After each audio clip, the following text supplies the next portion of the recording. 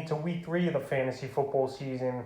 Here's a few tight ends I would look to drop. The first guy is Mike Gesicki of the Miami Dolphins. So Gesicki, he's been dropped in a lot of fantasy leagues over the last couple weeks here since the season started.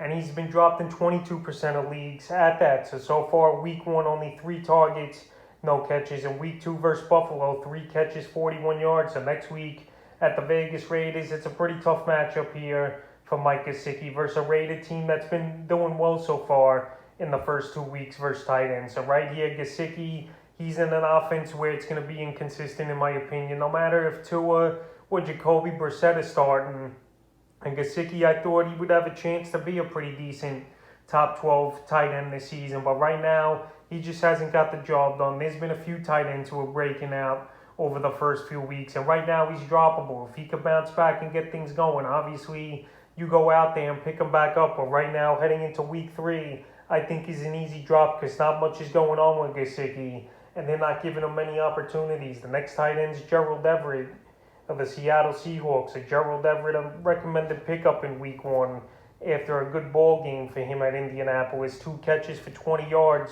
on 3 targets with the touchdown. But right here in week 2, he didn't do anything. 2 targets with a catch for 3 yards. And right, people went out there and picked up on their fantasy rosters.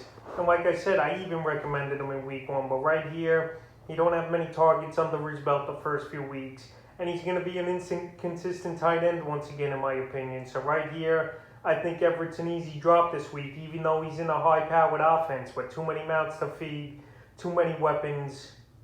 And I just don't think he's a guy you could count on. And the third and final tight end I will look to drop this week, Zach Ertz of the Philadelphia Eagles. I think Ertz's relevancy as a tight end in fantasy football is over unless he gets traded or he turns things around. And now he got placed on the COVID-19 list here is Ertz. So he's probably going to be out the next week or 2 here for this Philly team.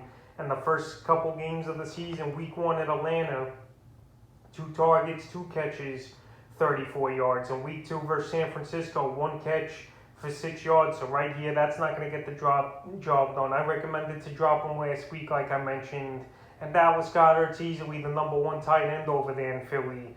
It's not even a question, and it's not even close, in my opinion. So right here, that's a few tight ends I would look to drop here heading into week 3 of the fantasy football season.